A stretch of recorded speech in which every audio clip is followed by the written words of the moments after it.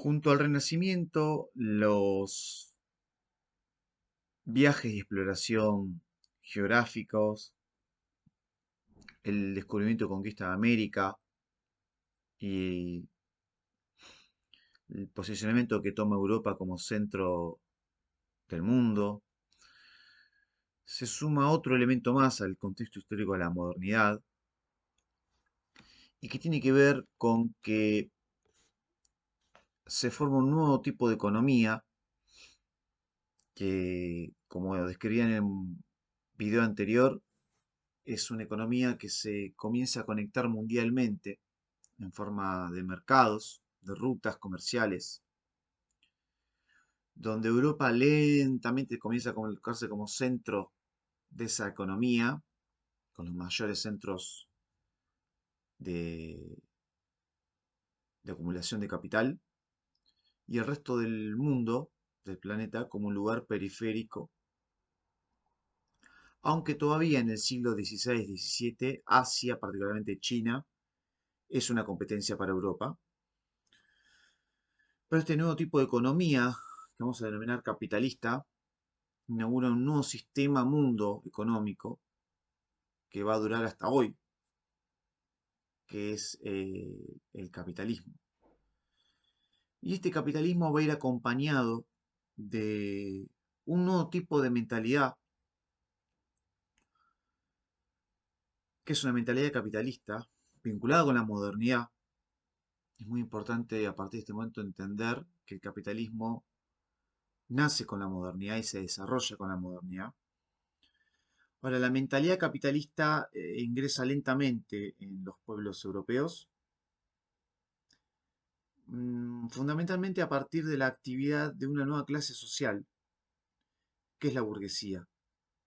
La burguesía originalmente son los burgueses, los habitantes de los burgos, habitantes de las ciudades comerciales, pequeños centros comerciales que había en Europa, donde había ferias, mercados, y donde comienza a fluir una nueva forma de vivir y transitar la economía que es a partir del ahorro, la acumulación y particularmente del lucro. La Iglesia Católica en general desaprobaba, censuraba el lucro. Esto es la generación de dinero a partir de más dinero, ¿no? Propio de las actividades mercantiles, bancarias. Pero esto de nuevos sectores que son urbanos, dedicados al comercio, dedicados a la fabricación, que tienen pequeñas empresas, si ven en este nuevo sistema económico una posibilidad de crecer, de transformar su realidad, de acumular poder económico. Y un hecho importante que va a desembocar lateralmente o imprevistamente en la generación de esta mentalidad capitalista va a ser, curiosamente, una revolución religiosa que va a ser la Reforma Protestante. La Reforma Protestante es otro elemento también importante del contexto histórico de la modernidad.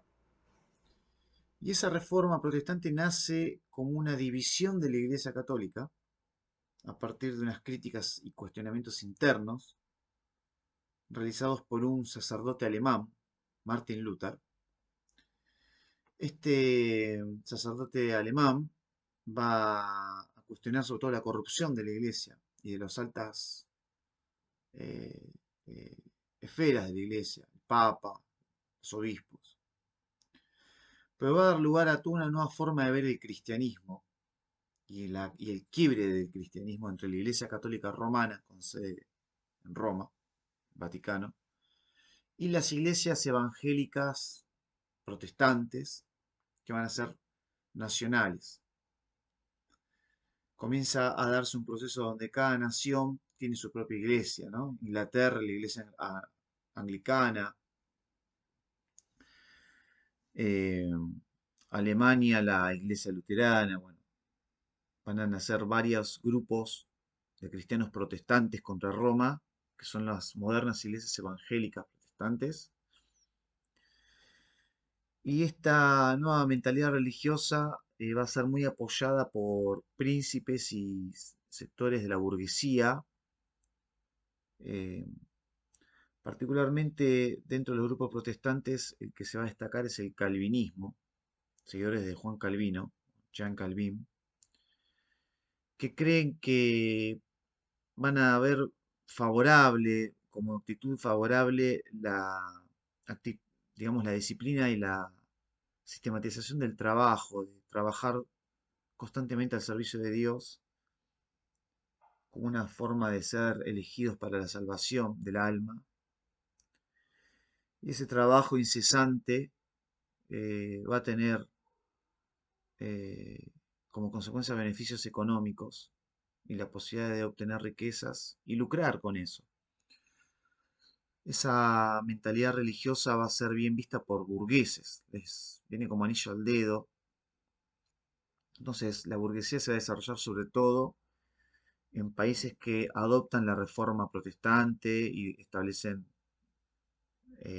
religiones luteranas y calvinistas, como Inglaterra, sectores en Escocia, en Holanda, en algunos lugares de Francia, en el centro y norte de Alemania, en los países nórdicos como Dinamarca, Suecia, Noruega, o en algunos sectores de Europa que son los que van a aventajar en términos económicos a la Europa mediterránea que se mantiene más cerca del catolicismo y, eh, y que van a ver con mayor rapidez la escala de desarrollo económico de estos sectores burgueses. La burguesía entonces comienza a acumular poder económico, nacen familias muy poderosas, bancarias, que acumulan capital, y junto al poder económico la burguesía comienza a desarrollar un pensamiento además cada vez más ilustrado, eh, más liberal, en términos de buscar una mayor influencia en el poder político. Es otro proceso que también acompaña la modernidad, las revoluciones burguesas. Las revoluciones burguesas es particularmente un movimiento político impulsado por la burguesía para expandir las libertades civiles y políticas frente al poder de la Iglesia por un lado y de los monarcas absolutos por el otro. Es el nacimiento de los modernos estados europeos como España, Francia, Holanda o Países Bajos actualmente, Inglaterra, em, Dinamarca y entre otros, Portugal. Estos estados estaban gobernados por monarquías denominadas absolutas, absolutas en sentido de que concentraban todo el poder político, los monarcas, y ocupaban todas las funciones que hoy están repartidas en diferentes poderes, como el judicial, el legislativo, el ejecutivo. Bueno, en este caso las monarquías absolutas concentraban todo el poder, lo cual daba lugar a una etapa de mucha inestabilidad, de mucha intolerancia política, intelectual, religiosa, particularmente religiosa. Hay muchas guerras de religión entre los católicos, protestantes, mucha arbitrariedad en el poder. eh, entonces son sobre todo los sectores burgueses más modernos, más progresistas, los que comienzan a impulsar reformas políticas para ir disminuyendo ese poder absoluto de los reyes, que era absoluto en decidir la vida y la muerte de sus súbditos. Y estas ideas liberales comienzan particularmente en Inglaterra a solicitar la mayor participación política de otros sectores del pueblo en el poder, particularmente la burguesía, o quizás también la nobleza. Entonces, una de las luchas del liberalismo va a ser el establecimiento de derechos civiles, políticos básicos, individuales, el derecho de las personas por el hecho de ser personas, a tener libertad de profesar una religión, de pensamiento, de circulación, a tener un juicio justo. Pero la burguesía va en busca también del poder político. Entonces, la lucha por tener un parlamento, un poder legislativo, que limite el poder de los monarcas, va a ser propia de esta época. Y esto se va a ver reflejado en Inglaterra, que va a ser punta en este sentido, y luego en Francia, que incluso va a sufrir la Revolución Francesa en 1789, donde incluso va a ser depuesto el rey Luis XV y decapitado, a guillotina, hasta el establecimiento de una república incluso.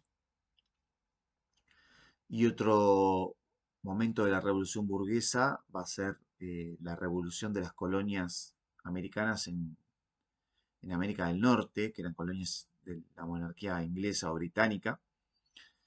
Y estos colonos americanos que formaban diferentes estados coloniales en América del Norte, se van a rebelar, van a buscar el establecimiento de un nuevo estado democrático, van a unir las colonias que eran estados coloniales, las van a unir, va a ser llamado Estados Unidos. Esta revolución de burgueses y colonos americanos va a establecer un nuevo país, entonces Estados Unidos, en 1776, con una nueva forma de gobierno democrática y en lugar de un rey va a ser un presidente, una república democrática presidencialista. Estos movimientos políticos que buscaban mayor libertades para un sector de la población en particular, que era la burguesía y los sectores de mayor riqueza, impactan en el resto de la población. La Revolución Francesa, si bien es inicialmente una revolución burguesa que busca mayores derechos, va a tener una gran movilización popular, porque también van los campesinos y sectores urbanos a expresar sus demandas. Y de hecho, en la Revolución Francesa se daba la primera Declaración Universal de los Derechos del Hombre y del Ciudadano, un hecho crucial, básicamente que es un llamamiento a respetar los derechos del ser humano por el solo hecho de ser ser humano. Incluso parte de los revolucionarios franceses van a ir en búsqueda de la abolición de la esclavitud, lo cual va a tener mucho impacto en América, donde hay grandes cantidades de esclavos africanos. De cualquier modo, estos sucesos que se desarrollan en Europa, a su vez van complementados con un movimiento intelectual denominado la Ilustración. Todos estos hechos, ¿no? Desde el Renacimiento, la conquista de América, el nuevo humanismo que se, que se desarrolla para el Renacimiento, la Reforma Protestante, la aparición de la imprenta, la Ilustración, las revoluciones burguesas, la expansión del capitalismo, todos son momentos de la modernidad que son parte de ese contexto. Las ideas liberales son impulsadas por el debate intelectual que hay en la época y son justamente los pensadores de la Ilustración o del Iluminismo los que van a desarrollar gran parte de sus debates. Aparecen nuevas publicaciones, libros, obras, ¿no? Debate filosófico, político, económico, religioso. La imprenta, en su momento la creación de la imprenta tuvo mucho que ver porque con la imprenta la producción de libros se masifica. Y hay, digamos, cada familia noble o burguesa que tiene su biblioteca, las universidades van a tener sus bibliotecas, las imprentas se multiplican por toda Europa y en América incluso, y se accede a mayor cantidad de conocimiento para más gente. La fundación de universidades en América, en Europa, hace que más gente sepa leer y escribir. Las escuelas parroquiales que se van creando en los países protestantes para aprender a leer la Biblia hace que la gente, los niños, también aprendan a leer y escribir. También en los países católicos eh, como reacción a la reforma protestante. Va a haber un movimiento de contrarreforma y va a llegar a la fundación de una nueva orden que van a ser los jesuitas. Y los jesuitas en Europa y en América van a desarrollar una gran labor educativa, también creando centros de enseñanza. Es una etapa de mucho crecimiento cultural. La ilustración va a ser parte de eso, ¿no? Un movimiento filosófico, intelectual, que profundiza la modernidad, que comprende que el futuro del ser humano es con la educación, con la ciencia, que el progreso es ilimitado para el ser humano. Es un gran optimismo de la razón del ser humano.